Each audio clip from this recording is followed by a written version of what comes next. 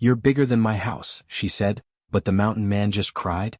The mountain didn't whisper that night, it roared. The storm had rolled in faster than anyone in the valley could have expected, swallowing the sky in a curtain of black and white. Snow came sideways, thick as smoke, howling through the pines and battering everything in its path. Ilara stood at her window, one hand pressed to the cold glass, watching the flakes whip across her yard. The roof moaned above her, the old boards creaking with each gust. She had patched it the best she could that morning, with tar, nails, and prayer, but she could feel the cold creeping in already. Her cabin wasn't much. Just a single room, a stove that coughed like an old man, and a table that tilted to one side. But it was all she had left after life had stripped her down to almost nothing. The storm's growl deepened, and then she heard it, a sound that didn't belong to the wind. A heavy, dragging thud against the door. What? Then again.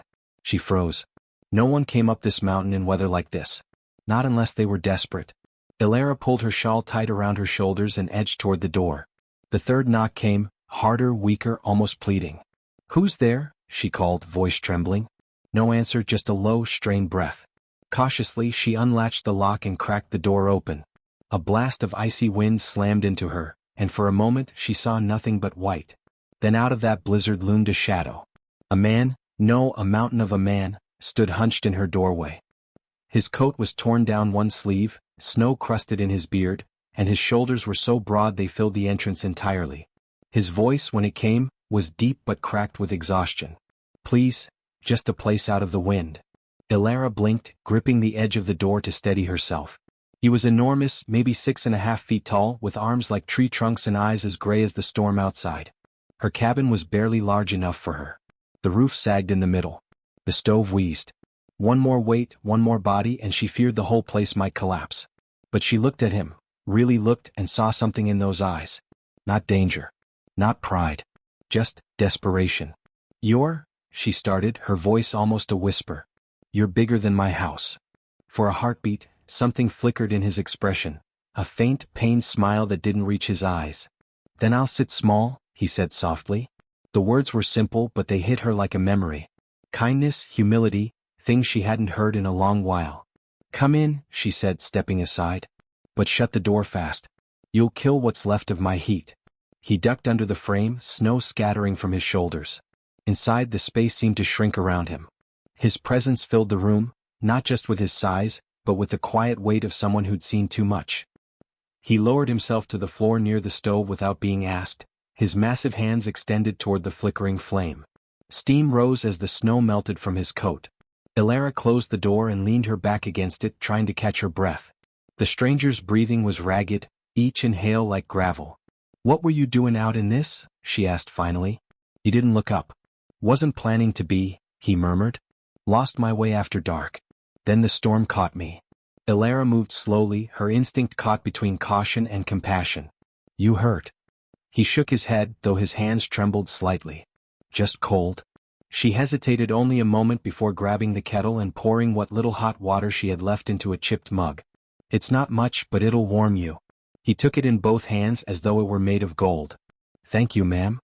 The title startled her. No one had called her ma'am in years. For a long moment neither spoke. The fire cracked. The wind rattled the walls. And somewhere beyond the storm, a wolf howled.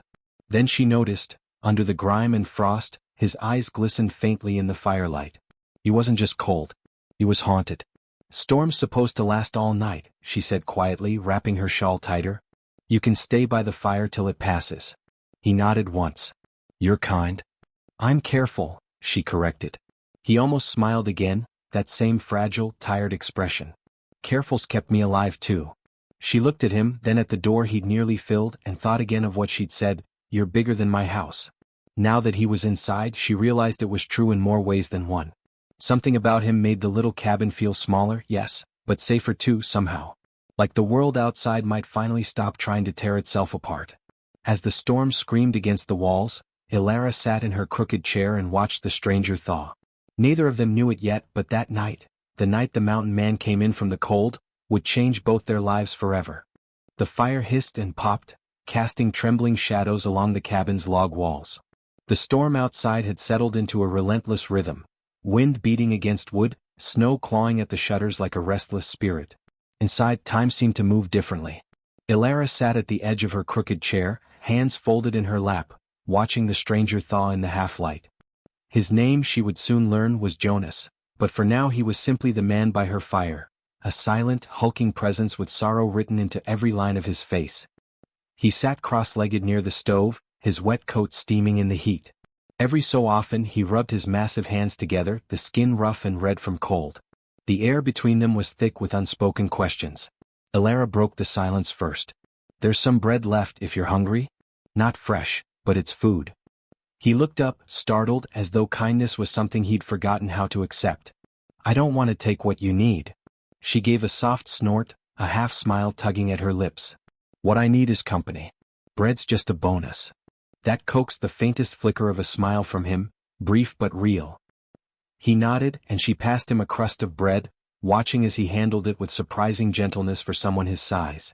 He ate slowly, carefully, as though each bite were an act of reverence.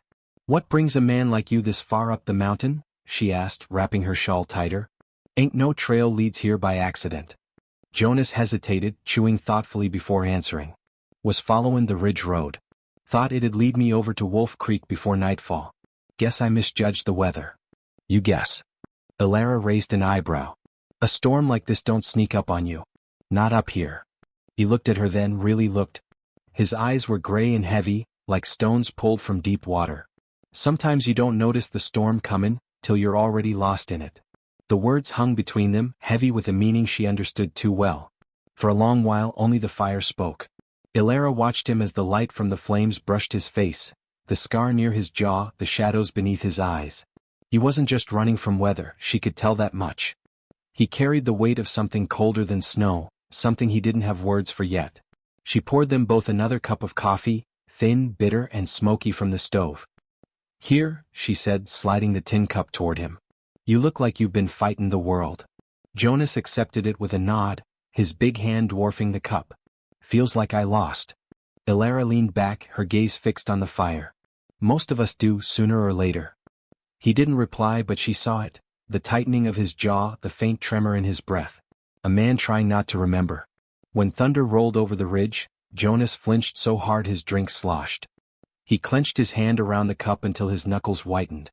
Ilara noticed. "You've seen worse than storms," she said quietly. He stared into the fire, eyes distant. "Storms don't burn." Her breath caught. The way he said it, low and hollow, chilled her more than the wind ever could. She wanted to ask what he meant, but something in her told her not to push. Instead, she rose and fetched a blanket from her cot, laying it near the fire. "You'll freeze on the floor," she said softly. He looked up, startled again. "I can sleep sittin'. I don't mean to overstay." Ilara shook her head. "Storm's got a long night ahead. You stay right there. Cabin's warmer with two souls in it anyway." Jonas hesitated, pride and weariness warring on his face, then nodded. "You're kind, ma'am." "Don't call me that," she said gently. "Name's Ilara." He repeated it quietly, almost like a prayer. Ilara. There was something in the way he said it, soft, respectful, as though the name itself might break if he wasn't careful. Outside, the wind screamed again, shaking the cabin. The shutters rattled, snow sifted through the cracks. Ilara leaned toward the stove, feeding it the last of her dry wood. The flames surged higher, golden light spilling across the room. Jonas' eyes followed her hands, her calm movements, her quiet resilience. "You live up here alone?" he asked. She nodded. "Been 3 winters now. No neighbors? Nearest one's 10 miles south. And I like it that way." He looked down, almost ashamed. "You're braver than me." She studied him for a long moment. "No," she said finally. "Just tired of being afraid." The word struck something deep in him. He blinked, swallowing hard. Then very quietly he murmured, "Yeah, I know that feeling." They sat in silence again, but this time it was a different kind of silence. Not the awkward quiet of strangers, but the stillness that happens when two broken lives start to recognize one another. The fire cracked, sending sparks upward like fireflies. Outside, the storm began to ease, the wind softer now, the snow slower. Ilara drew her shawl close, her eyes heavy with fatigue. "You can rest now, Jonas. I'll keep the fire going." He looked at her, truly looked, and in his tired eyes, gratitude shimmered like something fragile but alive. "Thank you, Ilara," he whispered. She nodded, settling back into her chair. "Don't thank me yet. You still might wake up to a roof on your head. He chuckled softly, a sound rough but genuine, and then leaned back against the wall. As sleep crept over them both, the last embers glowed warm and steady, painting the room in amber light. And in that flickering calm, surrounded by the storm's fading cry, two lonely hearts, unknown to each other just hours before, began to find the faintest spark of peace. Morning came slow and gray. The storm had passed, but the world outside looked buried, a vast ocean of white swallowing the forest, the path, and the sky. The wind was gone now, replaced by the deep silence that follows after nature has spent its fury. Ilara woke to the faint smell of wood smoke and coffee. Jonas was already awake, crouched by the stove, stoking the embers with the careful patience of a man who'd spent too many cold mornings alone. He looked different in the daylight.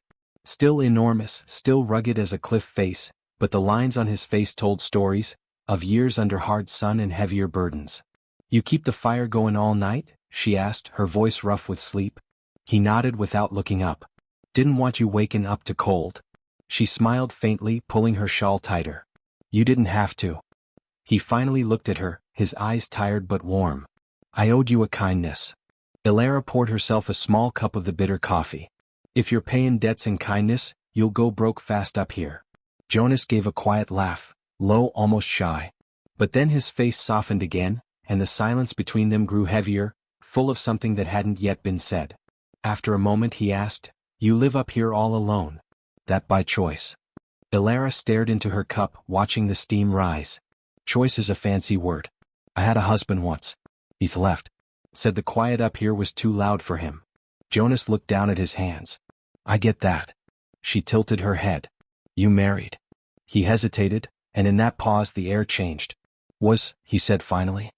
His voice cracked, and he stared into the fire as if he could see through it. "Had a wife. A boy too. Cabin up north. We just finished building it last spring." He stopped there, the words clinging to his throat. Ilara said nothing. She had learned long ago that silence could be kinder than questions. Jonas continued, his voice barely above a whisper. "Winter came early that year. Stove caught fire while I was out hunting. The wind took the roof before I made it home. By the time I did..." His breath hitched. The coffee cup trembled in his huge hand. Ilara didn't move, not yet. She just listened. "I carried them both out," he said finally. "The snow was still falling. I buried them right there. Thought I'd stay till spring, fix the place, maybe start again. But I couldn't stand the quiet anymore." Every creak sounded like her voice. Every time the fire burned too high, He broke off, his words splintering. The mountain man, the one who had filled her doorway like a wall of stone, bowed his head, and a single tear rolled down his cheek. Ilara's own throat tightened. She set her cup aside and moved to kneel beside him. "Jonas," she whispered. He didn't look up, only pressed a trembling hand over his face. "I'm sorry. You didn't ask for all that." "Don't," she said softly. "Don't apologize for being human." For a long time neither spoke. The fire crackled, a log shifted with a sigh. Outside, the wind was gentle now, brushing against the cabin like a sigh of forgiveness. Ilara laid a hand on his arm, small, calloused but steady. "I lost my boy too," she said quietly. "Fever took him. After that, I stopped talking to God. Figured he'd stopped listening to..." Jonas turned to her then, his eyes rimmed red, the grief raw and open. "I thought I was the only one left still angry." Ilara gave a sad smile. "Anger's just what love turns into when there's no one left to give it to." He nodded slowly, swallowing hard. "You're wiser than you look." "Wiser," she said dryly, "or just too stubborn to quit?" For the first time he laughed, a real laugh, low and rough but alive. It startled her a little, that sound of life breaking through the weight of sorrow.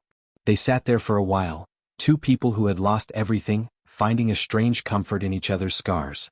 When Ilara finally stood, she said softly, "You can stay as long as you need. Storm might have passed, but you look like you've still got one inside you." Jonas looked up at her, at this woman in her threadbare shawl and patched skirt, who had taken him in without question. His voice was hoarse when he answered. "Maybe that's why I ended up here," he said. "Maybe the mountain was trying to lead me somewhere that still had a little light left." Ilara turned toward the frosted window. Outside, the morning sun was fighting its way through the clouds, painting the snow in pale gold. "Light's still here," she said. "Just hard to see when you've been in the dark too long."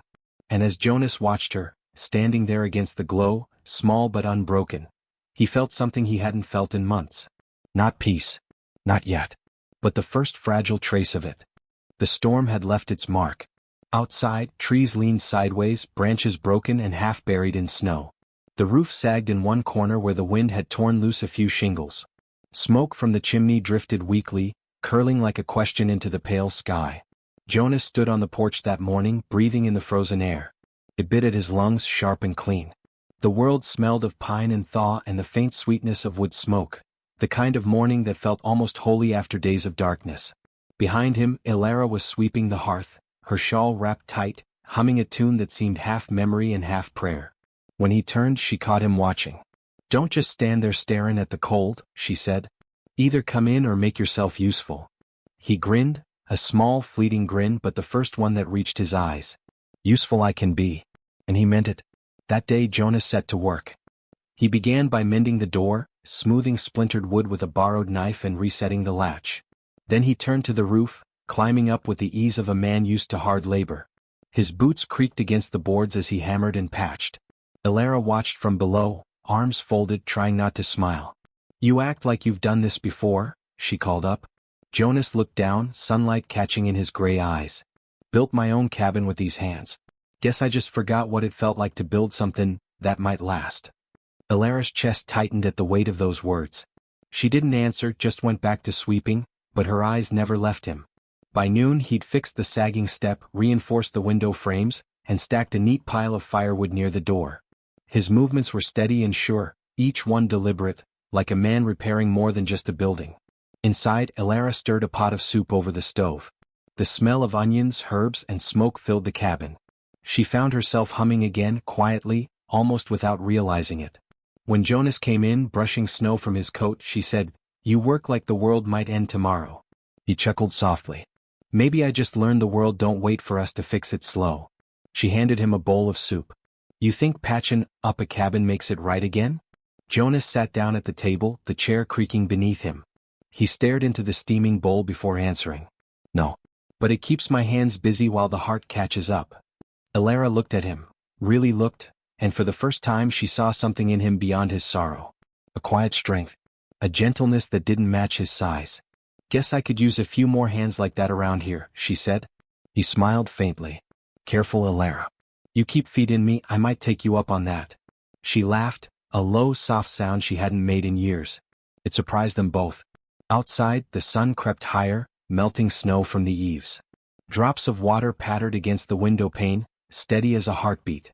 They ate in silence after that, but it wasn't the heavy kind anymore. It was a silence full of small comforts, the scrape of spoons, the hum of wind easing through the trees, the crackle of fire in the stove. When they finished, Jonas rose and went back to work without a word. He split logs until dusk, stacking them in perfect order. Ilara stood at the window watching his rhythm, the swing of the axe, the thud of wood meeting wood.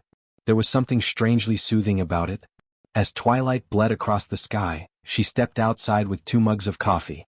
He paused, wiping sweat from his brow even in the cold. She handed him one.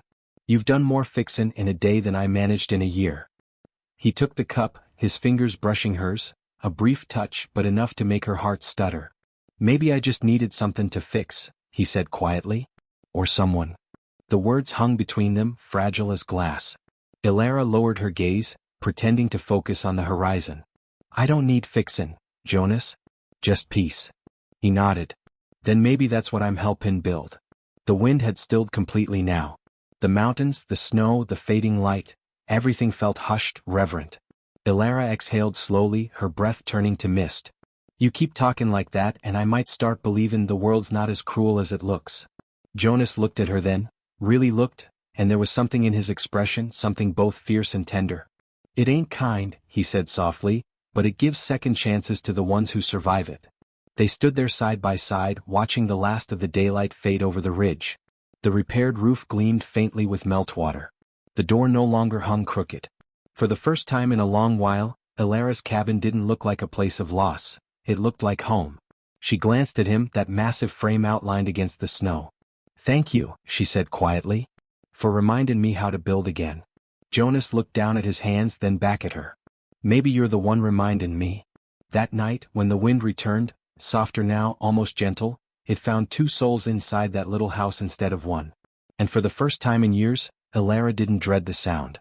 Winter began to loosen its grip. The snow softened into slush and the sound of dripping water filled the air, the mountain's slow, patient way of saying life goes on. Inside the little cabin something else was thawing too. The silence that once sat heavy between Elara and Jonas now felt easy, companionable. It was the silence of two people who no longer needed to hide from it, or from each other. They fell into a rhythm, the kind that only comes when grief has finally found company. In the mornings, Elara would stoke the stove and pour 2 mugs of coffee instead of one. Jonas would step outside, his boots crunching softly against the snow, to split wood or haul water from the creek below. By noon they'd share a meal, simple food, laughter when it came, quiet when it didn't. And sometimes as the wind whispered through the pines, Jonas would hum. It was never a full song, just a fragment of an old mountain tune. Low, rough, but steady, a sound that filled the cabin like warmth itself. Elara never asked where he'd learned it. She only listened. One evening, as the sun sank behind the ridge, Elara sat by the window mending a tear in her shawl. The light bathed the room in gold, catching the dust in soft halos. Jonas was whittling something by the fire, his knife moving slow and sure. After a while she looked up. "You're always workin' with your hands," she said. "Don't you ever just rest?" Jonas smiled faintly, eyes still on the wood. "Rest never came easy to me. When I stop movin', I start rememberin' that." Elara nodded. "Then keep movin', Jonas. But you're allowed to breathe too." He looked up at her, his expression softening. "You sound like my wife used to." Elara paused, thread caught mid-stitch. The pain in his voice was gentler now, dulled by time, shaped into something bittersweet.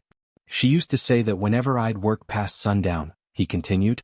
"Said the world won't fix itself overnight, so I might as well eat before I try." A small smile tugged at his mouth, and Elara saw the man he must have been, not the haunted stranger who came through her door, but the husband, the father, the dreamer. "She sounds like she loved you," Elara said softly. "She did," Jonas murmured. "And I loved her. Still do." The silence that followed wasn't heavy, it was holy. After a moment, Jonas set down his knife and held out what he'd been carving. "Here," he said. Elara took it carefully. It was a small wooden bird, simple but beautiful, wings spread wide, head tilted toward some unseen horizon. She brushed her thumb over the grain. "It's lovely." He shrugged, a little embarrassed. "Ain't much. Just figured your window looked lonely." She smiled, turning the bird in her hands. "Not anymore." Jonas looked away, hiding a grin. "Guess I'll have to make another then?" And he did. Over the next few days the cabin began to fill with little carvings, a fox, a pine tree, a pair of deer. Each one carefully placed on shelves, windowsills, and corners. It was as if the forest itself had moved in. Elara teased him for it, but she loved every single one. "Your forest's gonna outgrow my house," she said one morning. He chuckled. "Then I'll build you a bigger one." She shook her head, smiling. "You're bigger than my house already." He paused at that, the same word she'd said the night they met, and for a heartbeat something tender passed between them. Something that didn't need saying. As the days stretched longer they began to walk the woods together. Jonas showed her how to read tracks in the snow, how to tell the difference between deer prints and elk. Elara showed him where wild herbs grew under the frost and how to steep them into tea. At night they sat by the fire, shoulders close, the air thick with warmth and something fragile neither dared to name. One evening, when a cold rain pattered on the roof, Elara whispered, "You ever think about going back? To where you came from?" Jonas stared into the fire for a long moment before answering. "There's nothing left to go back to. The past don't feel like home anymore." She nodded. "Then maybe home ain't a place at all." He turned to her. "What is it then?" Her eyes met his, steady, unflinching. "Maybe it's just where you stop running. For a long moment they held each other's gaze. The firelight danced across their faces, flickering like the pulse of something alive. Then Jonas smiled, slow, genuine, with a hint of awe. "Then I reckon I'm closer than I thought." Elara's breath caught. The sound of rain softened, the night still around them. No more words were needed. They just sat there, two survivors breathing the same quiet air, finding peace in the music of small moments. The world outside was still scarred, still cold. But inside that little cabin, something new had taken root. It wasn't love, not yet. But it was the soil it would grow from. Spring came softly that year. Not all at once, but in little miracles, the slow drip of melting icicles, the first green shoots pushing through the thawed earth, the laughter of the creek as it came alive again. 4 months Jonas and Alara had lived like two ghosts who'd somehow found warmth. But as the snow disappeared, so did the excuses that kept him there. The roads that had once been buried beneath ice were clear now. The mountain paths opened again, and with them came whispers, the kind that say you can leave now. Jonas felt it every morning when he stepped outside. The wind was gentler, the air smelled of pine and rain, and yet, there was an ache in his chest that only grew stronger with the change of seasons. He'd fixed the cabin roof, mended her fence, even built a small shed by the garden. It was more than repair work, it was penance, purpose, maybe even gratitude. But lately Alara had started watching him in that quiet way of hers, like she knew something was ending before he said a word. One morning she caught him standing by the edge of the clearing, staring at the distant peaks. "Snow's gone," she said, her voice gentle but steady. "Road'll be open soon." He didn't turn around. "Yeah, I figured. You thinking of heading out?" Jonas took a long breath, his hands tightening at his sides. "I was, before the thaw. But now—" He finally turned to her, eyes tired but soft. "Now I don't know." Alara stepped closer, the mud soft under her boots. "You don't owe me staying, Jonas." He shook his head. "Ain't about owing." She waited, the wind tugging at her hair. "It's just," he said, voice low, "I've spent so long walking away from places. I don't know how to stop." The words hit something deep inside her. She understood. "I used to think I was stuck here," she said. "But maybe I was just staying still long enough to be found." Jonas looked at her then, really looked. The strength in her face wasn't the kind you see in heroes or survivors. It was quieter, born from endurance. "You talk like you've been waiting on somebody," he said. Alara smiled sadly. "Maybe not somebody. Just peace." For a long moment neither spoke. The mountain seemed to listen with them, birds in the trees, wind through the branches, the heartbeat of a world waking up. That night Jonas couldn't sleep. He sat by the window watching the moonlight spill across the wooden floor. His eyes wandered over the little carvings, the forest he'd built for her inside that fragile house. The fox, the bird, the deer, each one a piece of himself he didn't mean to leave behind. When Alara stirred from her sleep, she saw him sitting there, shoulders slumped, eyes far away. "You'll break your heart sitting like that," she murmured. He smiled faintly. "Think it's already broke. Just not sure where to leave the pieces." Alara rose quietly, wrapped a shawl around her shoulders and sat beside him. The night was cool, filled with the faint scent of wet earth and pine. "You ever think maybe broken things still belong somewhere?" she asked. Jonas looked at her, searching her face for something he couldn't name. "You talk like you already know where that somewhere is." She met his gaze without flinching. "Maybe I do." Silence. Then, softly, she reached out and covered his hand with hers. He didn't pull away. His rough fingers trembled under her touch, as if that small kindness hurt worse than any wound. "I don't want to take nothing from you," he said hoarsely. "You gave me back more than I thought I still had." Alara shook her head. "You didn't take. You brought." Jonas swallowed hard. "And if I go? Then I'll still be thankful," she said quietly. "Because for a while, I wasn't alone anymore." The words nearly broke him. He turned away, blinking hard. "You make it hard to leave." She smiled through a shimmer of tears. "Then maybe you're not supposed to." Outside, thunder rumbled faintly, a spring storm gathering on the horizon. Jonas looked toward it, then back at her, torn between the pull of the road and the pull of something deeper. For years storms had meant one thing: move. But this time maybe it meant stay. Alara's hand was still over his. Her warmth anchored him in a way no place ever had. And for the first time since his wife's passing, he didn't feel like a man wandering. He felt like a man being asked, "Will you build again?" As dawn broke, soft and gold through the window, Jonas whispered almost to himself, "Maybe home's where someone waits on you to wake up." Alara didn't answer. She just smiled, tears glinting in her eyes. And as the sun rose over the mountains, the cabin no longer looked small beside him. It looked enough. The storm came back one last time. It rolled over the mountains like a beast remembering its prey, dark clouds clawing at the peaks, wind howling through the trees, rain pounding the roof of Alara's little cabin. Jonas stood outside as it began, his coat soaked, his broad frame outlined by flashes of lightning. He watched the sky the way a soldier watches an old enemy, with recognition, not fear. Inside, Alara called out through the door, "Jonas? You can't fight weather. Get in here." But he didn't move at first. He needed to feel it, The storm that had driven him from one place to another for years. The storm that had always taken. Now he faced it not as a man escaping, but as a man deciding. When he finally stepped back inside, dripping and silent, Ilara wrapped him in a blanket without a word. Her hands lingered on his arms a moment longer than they needed to. "Thought you might have gone," she said softly. Jonas shook his head, water dripping from his beard. "I almost did. Got as far as the creek. But..." He glanced around the cabin, the carvings, the firelight, the empty chair beside hers.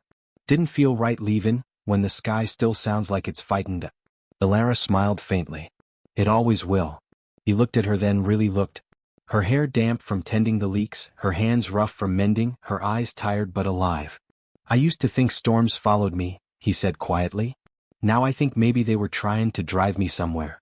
She tilted her head. "And you think this is where you were meant to land?" Jonas hesitated. Then, with a voice that carried both weight and wonder, he said, "I think this is where they end." Thunder cracked, shaking the window panes, but neither of them flinched. They sat together by the hearth, the storm raging outside like an old grief burning itself out. Hours passed. The fire hissed, the roof dripped, and the world felt small and safe again. Ilara dozed off first, her head resting against the crook of Jonas's arm.